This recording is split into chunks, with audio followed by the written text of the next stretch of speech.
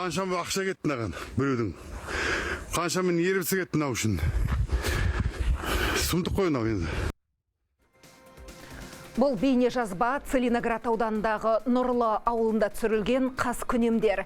Кәсіби футбол клубы мен жергілікті тұрғындарға арнап салынған стадионды тас-талқан еткен инвесторлар жобаға $1 миллион қаржы құйған еді. Кеш жарық көрермен 7-ші арнада жаңалықтар, алдымен басты тақырыптарға тоқталайық. Солтүстік Қазақстан облысында кәріз жүйесін жөндеп жатқан 2 жұмысшы қаза тапты. Оқиғаның мән жайын анықтау үшін арнайы комиссия жұмысқа кірісті. Еңбек қауіпсіздігі неге сақталмаған? Таразда 10 адамды алдап кеткен күдіктіге халықаралық іздеу жарияланды. Ол жәбірленушілердің әрқайсысынан Англияға визамен жұмыс рәсімдеп берем деп $500 миллион қағып алған. Ерлі зайыпты блогерлер бүгін сотта соңғы сөзін айтты. Олар $247 миллион көлемінде заңсыз табыс тауып, оны заңдастырды деп айыпталды. Бұл іс елімізде әлеуметтік желі арқылы пайдаға кенеліп жүрген әрбір блогерге сабақ болмақ. Щучинск трагедиясына қатысы бар күдікті көбейді. Пала орталығындағы 12 адамның өмірін қиған жарылысқа қатысты тағы 2 адам қамауға алынды. Бұған дейін тек дәмхана иесі ұсталған еді. Кітап оқу әдетке айналуы тиіс. Президент қазақстандықтарды ұлттық кітап күнімен құттықтады. Енді оқу мәдениетін насихаттап, зияткер ұлт қалыптастыруға бағытталған арнайы жарлыққа қол қояды. 7-ші арнада кешкі жаңалықтар. Оксана Петерспен. Солтүстік Қазақстан облысында жаға ұстатарлық жағдайы кәріз сорғы станциясында 2 бірдей жұмысшы қаза тапты.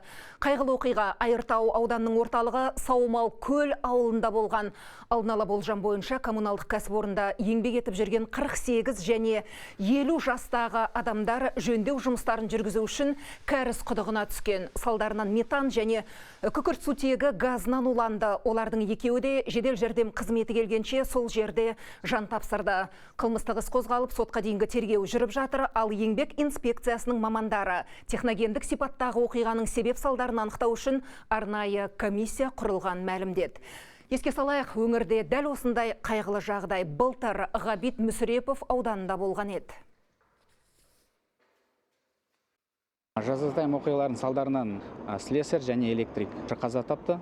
Денелері кәріздік сорғы станциясының аумағында табылды. Жыл басынан бері облыс бойынша бізде 7 оқыс оқиға орын алған болатын.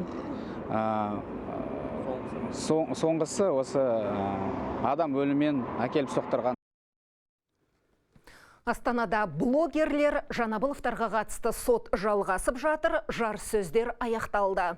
Бүгін айыпталушылар соңғы сөзін айтуы тиіс болған, алайда Эльмира Төлегенова сот процесіне келмеді. Адвокаттың айтуынша оған себеп денсаулығының нашарлауы.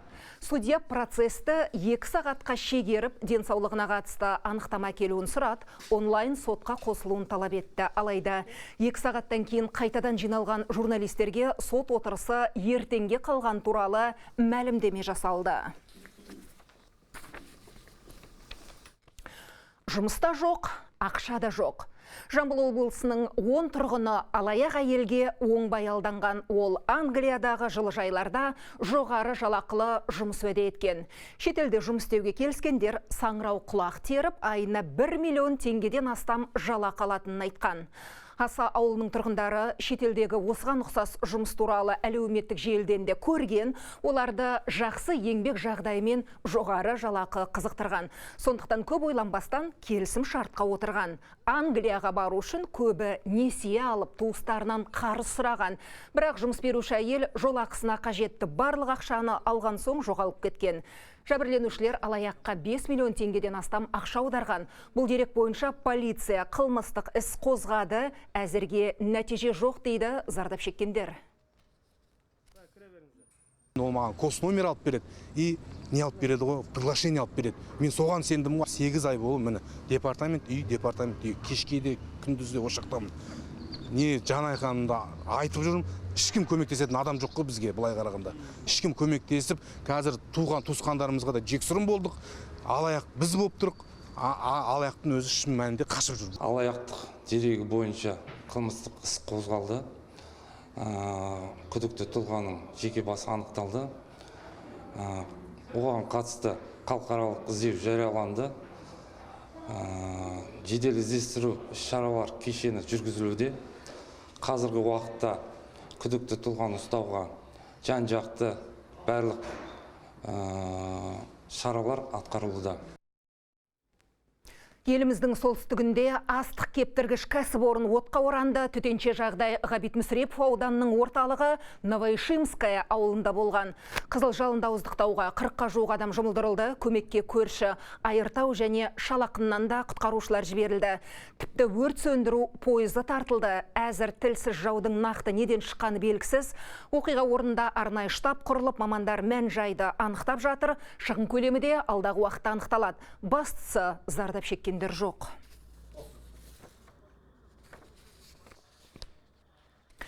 Щучинскідегі кафеде болған жарылысқа қатысты тағы бір мәлімет шықты. Бұған дейін күдікті ретінде тек дәмхана басшысы тұтқындалған еді. Енді тағы 2 адам өрт қауіпсіздігін сақтамады деп ұсталды. Олар газ станциясының директоры мен газ баллон тасымалдаушы қызметкер. Тұтынушы өмірі мен денсаулығының қауіпсіздігіне сай келмейтін қызмет көрсетіп, абайсызда 2 немесе одан да көп адамға зиян келтіру және өлімге әкеп соғу дерегі бойынша күдіктілер 8 жылға дейін бас бостандығынан айырылуы мүмкін. Айта кетейік, Палау орталығындағы дәмханада болған жарылыстан 12 адам қаза тапқан еді.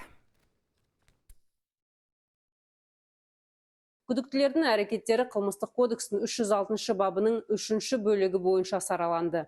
Аталған бап санкциясы 8 жылға дейінгі мерзімге бас бостандығынан айыру түріндегі жазаны көздейді. Күдіктілердің біріне қатысты соттың санкциясымен қамауда ұстау түріндегі бұлтартпау шарасы, екіншісіне үй қамағы таңдалды. Сотқа дейінгі тергеу жалғастыруда. Іс бойынша түпкілікті шешімді сот қабылдайтын болады. Мемлекет басшысы Біріккен ұлттар ұйымының жоғары өкілдер тобымен кездесті. Президент жаһандық мәселелерді шешуде мемлекеттердің күш-жігерін жұмылдыра алатын ұйымның әмбебап халықаралық платформа ретіндегі баламасыз рөліне тоқталды.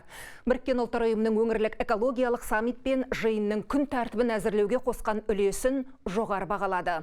Бұдан бөлек президент бүгін Еуропадағы қауіпсіздік және ынтымақтастық ұйымының бас хатшысын қабылдады. Кездесуде тараптар орнықты даму, климаттың тұрақтылығы, су ресурстарын тиімді басқару және экономикалық байланыс салаларындағы ықпалдастықты дамытуға ниет білдірді.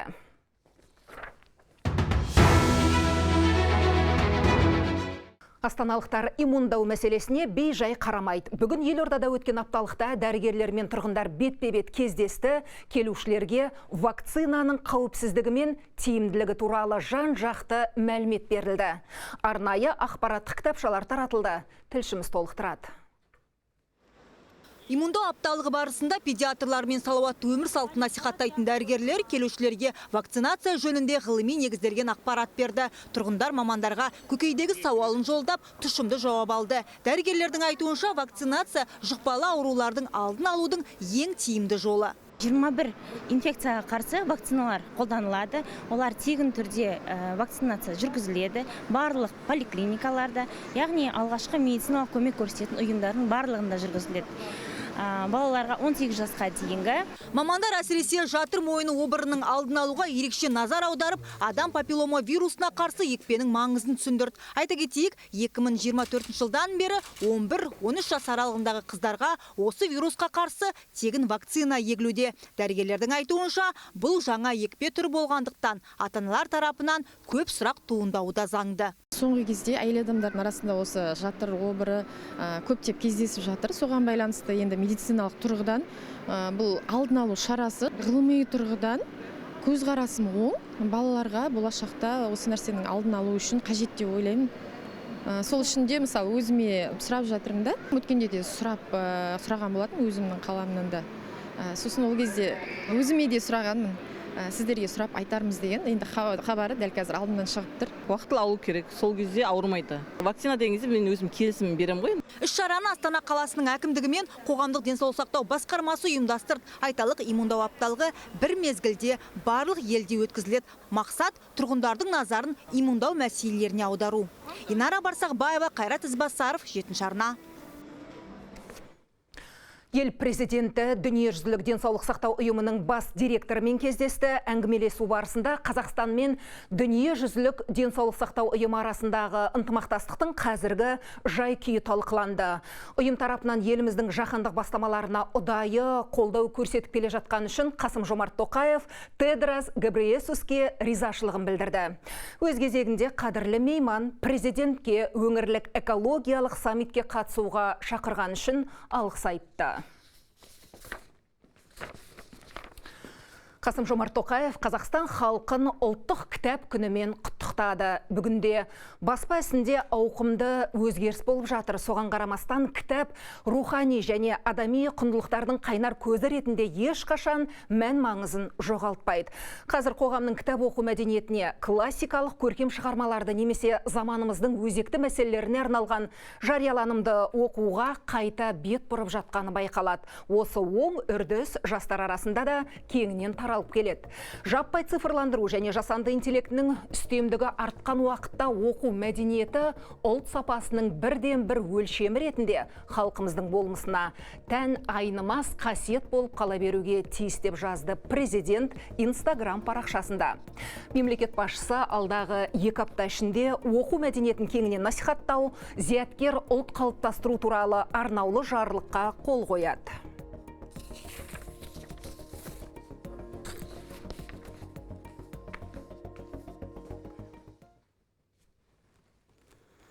Абай Құнанбайұлының қара сөздер негізінде жазылған ұрпаққа өсиет туындысы жыл кітабы атанды. Бүгін ұлттық кітап республикалық байқауының қорытындысы жарияланды. Ел мен шетелдің кітапсүйер қауымы жиналған Астана Eurasian Book Fair шарасына 10 мыңнан астам адам келген. Бүгінде ине шаншар орын жоқ. Кітап мерекесі жексенбіге дейін жалғасады. Кіру тегін. Көрме жәрмеңкенің 2-ші күні қалай өтіп жатыр? Астанада алдағы видеодан бірге тамашалайық.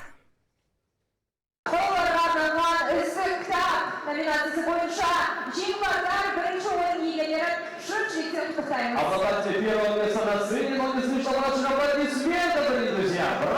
Бізде 10 жыл бұрын кітаптардың 95% орысша болды. 10 жылдан бері қазақша шығатын кітаптар көбейді, әсіресе балалар әдебиеті. Соған үлесімізді қосып келе жатырмыз. Биыл міне осы бірінші орынды алдық. Үздік балалар әдебиетінен ақиқат рас деген керемет мықты автордың оқымақтар деген туындысы. Қазақстанда 100-ден астам, тіпті 1000-ға жуық баспа болу керек. Және олардың арасында бәсекелестік болу керек. Міне осындай іс-шаралар, ұлттық кітап күні сияқты атаулы күндер осы баспа саласының жалпы кітап оқу мәдениетінің қалыптасуына үлкен әсер ететініне сенімім мол. Бұл кітапқа махаббатымды ашқан менің анам. Ол мектепте болған 5, 6, 7 сыныптарда тарихи романдарды оқытқызып бастаған болатын. Мұхтар Мағауиннің Аласапыраны, Ілияс Есенберлиннің Көшпенділері деген сияқты тарихи романдардан бастап оқытқан. Содан кейін осы кітапқа махаббатым ашылды деп ойлаймын. Жәрмеңке кешеден бері адам тоқталысы ағылып жатыр. Биылғының ерекшелігі сәрсенбі ма, бейсенбі ма, жұма ма, сенбі, жексенбі қарап жатқан жоқ. Сол бір қарқын үзілмеген күйі ағылып келіп жатыр, ағылып кетіп жатыр. Астанадағы жастардың кітап оқитын тарапы, бөлімі, саны шамадан артып кеткен. Бұл деген сөз алдағы 4-5 жылда Астанаңыз аспанға ұшады деген сөз. Мүшел жастан бәріміз өттік, бірақ оның мәнін түсіндік пе? Алматыда Мүшел жас фильмінің тұсаукесері өтті. Бұл бір отбасының ауылға жасаған қызықты да қиын сапар туралы хикая. Философиялық астары бар отбасылық комедия бүгіннен бастап көрерменге жол тартты. Мүшел жас фильмі бір отбасының тағдыры арқылы бірнеше буынның бір мезетте өмірдің маңызды кезеңіне қадам басуын баяндайды. Қазақы танымда мұндай шақ айрықша мәнге ие. Өзіне, іс-әрекетіне және жақындарына мұқият болуды талап етеді. Оқиға желісі бойынша атасы туған туысын ауылға барып, көне ғұрыпты орындауға үндейді. Алайда жол үстіндегі сапар сынаққа айналады. Бұл киноның ерекшелігі, басты ерекшелігі ол әрбір жасқа келетін кино. Бұл отбасылық кино, кез келген жаста болсан да бұл киноны көре аласың. Тіпті мүшел жастан бәріміз өттік қой, әртүрлі өмірдің кезеңдерінде. Сондықтан бұл кино көрермендерге жақын деп ойлаймын. Менің ойымша біздің көрермендерге біздің кино қатты ұнайды. Өйткені мүшел жас темасы қазақтарға жақын, әрбір көрермендерге жақын, өзінің бір жылатын моменттері бар, күлетін моменттері бар. Күшті отбасылық кино. Жоба авторларының айтуынша фильм әртүрлі жастағы көрерменге арналып, жеңіл әзіл мен терең ойды үйлестіре отырып ұсынылып отыр. Бір отбасының тарихы арқылы шығармашылық топ көпшілікке таныс маңызды тақырыпты ұрпақ арасындағы қарым-қатынастан бастап, адамның жан тыныштығына қол жеткізуге дейін қозғайды. Мүшелге келгенде өте ұқыпты болған қазақтар. Сол себепті мүшел жас өте бір актуалды тақырып деп ойлаймын. Бұл мүшел жастан кейбіреулері өте оңай шығып кетеді, кейбіреулері сәл қиналып қалатын жағдайлар кездесіп жатады. Бір қиын сәттер болды деп айта алмаймын съемочный площадкада, себебі өте көңілді, өте жайлы, жақсы өтті бәрі. Мүшел жас фильмі дәстүрге жаңаша көзқараспен қарауға шақырады. Туынды адамның бір сәт аялдап, қайта зерделеуге және жақын адамға көбірек көңіл бөлуді ұсынады. Фильм еліміздің барлық кинотеатрында көрсетіледі. Гүлдана Сидрасол, Альбина Өнербаева, Медет Исапанов, 7-ші арна, Алматы.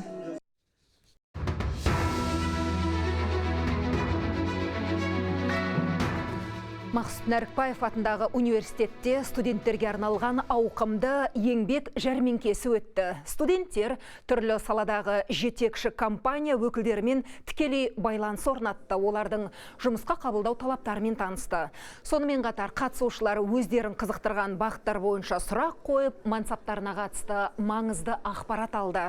Шараның негізгі мақсаты студенттердің оқуы аяқталғаннан кейін жұмысқа орналасуына жағдай жасау. Университеттің бұл бастамасы жастардың кәсіби бағыт-бағдарын айқындап, еңбек нарығына бейімделуіне ықпал етеді. Бұл іс-шара біздің университетіміздегі ең маңызды шараның бірі. Ол соңғы 4 жыл бойы өткізіліп келеді. Биыл бұл шараға 100-ден астам ұйым қатысуда. Мұнда тек қазақстандық емес, сондай-ақ халықаралық, соның ішінде үлкен 4-ке кіретін компания да бар.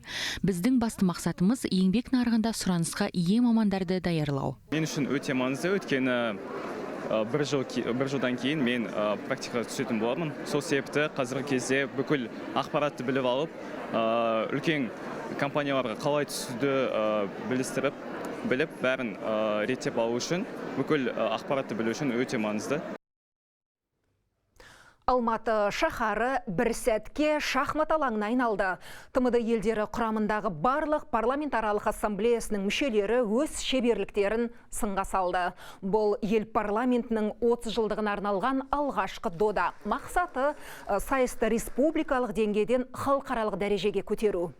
Достастық елдеріндегі депутаттардың жалпы саны 3000-ға жуықтайды. Солардың арасынан іріктелген 60-ы Алматыда бас қосты. Мұндай турнир жарыс қана емес, халықтар достығын нығайтып, мемлекеттер арасындағы ынтымақтастықты арттыратын шара. Мамыр айында Алматыда өңірлік жарыс жалауын көтереді, ал маусымда Астанада республикалық деңгейде шахматшылар сайысы өткізіледі. Сенаттың қолдауымен мәслихат депутаттар арасында, ардагерлер және сонымен қатар мемлекет қызметкерлер арасында Сенат кубогын өтеміз шахматтан. Ол біздің традиция болып кетті, яғни дәстүрлі түрде жыл сайын өткіземіз. Бұл дегеніміз жалпы мәслихаттардың арасындағы ынтымақтастық білдіреді, бір-бірін танып, осындай бір интеллектуалды стратегиялық ойында бір-бірін тану деп қабылдаймыз. Бүгінге осы. Назарларыңызға рахмет. Аман, сау болыңыздар.